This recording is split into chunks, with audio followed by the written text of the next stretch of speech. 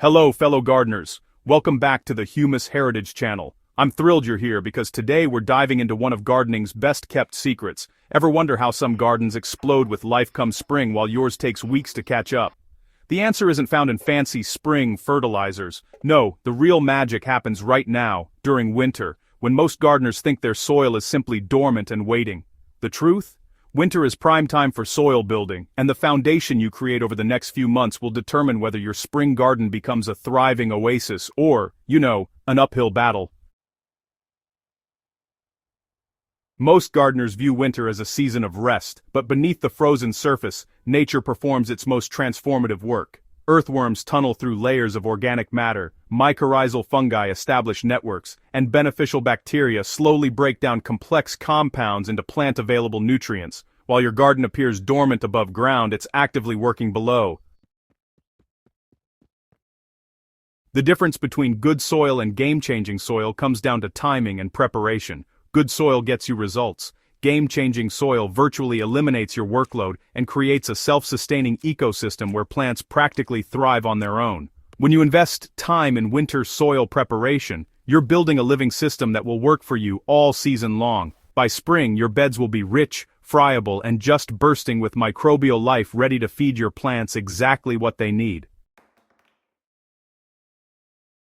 The foundational recipe consists of several essential layers. Start with a generous 3 to 4 inch layer of fallen leaves collected from around your property. These are free, abundant, and loaded with the carbon that will decompose slowly throughout winter, creating friable texture that allows roots to penetrate deeply. Run a mower over the leaves before applying them to help them integrate faster.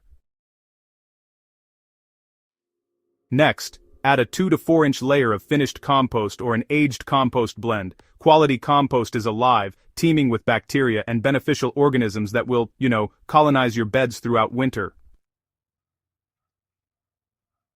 Follow this with a 1 to 2 inch layer of well-rotted manure, preferably from horses or rabbits. Fresh manure can burn plants, but aged manure becomes a nutrient powerhouse rich in nitrogen and organic matter. Source it carefully to avoid persistent herbicides that can, honestly, inhibit plant growth for years.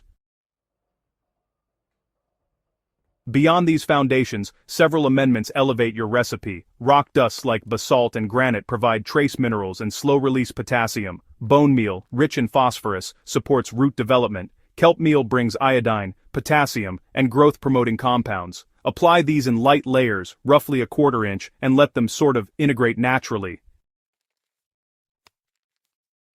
The true unsung heroes in our gardens are mycorrhizal fungi and beneficial bacteria. Mycorrhizal fungi, they form symbiotic relationships with plant roots, dramatically extending their reach and nutrient-gathering capacity. And those beneficial bacteria?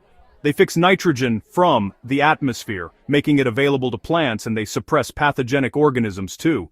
When you layer these amendments together in winter, well, you're really creating the ideal environment for these microorganisms to establish thriving populations. Alright, let's dive into mixing magic, the step-by-step method. First, begin by clearing spent plants, debris, and weeds from the previous season. This step is crucial as it eliminates overwintering pests and disease. Then, layer your organic matter with intention. Start with your 3 to 4 inch leaf layer as your foundation. This provides structure and carbon for beneficial organisms. Over the weeks, this will compress and begin transforming into rich humus. Now, spread your 2 to 4 inch compost layer evenly across the bed. This is where microbial action begins, and these organisms will quickly establish throughout the surrounding material. Next, add your well-rotted manure layer at 1 to 2 inches thick. This acts as food for existing microbes. Then, dust rock minerals, bone meal, and kelp meal across the entire surface in light applications. No need for precision, just distribution. Remember, avoid over-amending. You're building a system, not forcing immediate results. Alright, so next, cap everything with a protective 2 to 4 inch mulch layer of shredded leaves or straw. This step is really important because it protects your preparation from compaction, retains moisture, suppresses weeds, and insulates the soil, which allows microbial activity to continue even in cold temperatures. Also, make sure to maintain consistent moisture through winter. Most rainfall takes care of this automatically, but if you live in a dry climate, Go ahead and hand water periodically. Now, plant cover crops like winter rye or crimson clover in late fall. These crops establish quickly, send roots deep into your beds, and prevent erosion while holding nutrients in place. As spring approaches, just cut them down and let them decompose right there, adding more organic matter and returning nutrients to your beds. So, you'll want to check your prepared beds periodically through winter. Make sure there's moisture present, but, not so much that it gets soggy. In late winter, about 4 to 6 weeks before your last frost, go ahead and apply a light dusting of organic, slow-release biofertilizer. This gives your soil microbes a gentle head start as temperatures begin to warm up. As spring arrives, just gently rake aside any remaining leaf material to reveal soil that looks, honestly, impossibly rich, dark, crumbly, alive, and full of earthworm activity. When you insert a spade, you'll notice the difference right away. It goes in easily, and almost seems to invite roots to dig deep. The visual proof is undeniable when you plant side by side with unprepared soil. Your transplants settle in within days, seeds germinate with real vigor, and your plants shift into high gear almost immediately. But, the ripple effects go way beyond just faster growth. Plants grown in this biologically alive environment develop stronger root systems, which means better drought resistance. Tons of beneficial microbes help suppress pathogenic organisms, so you get fewer diseases. And pest pressure? That often decreases too, because healthy plants emit different chemical signals that predatory insects recognize.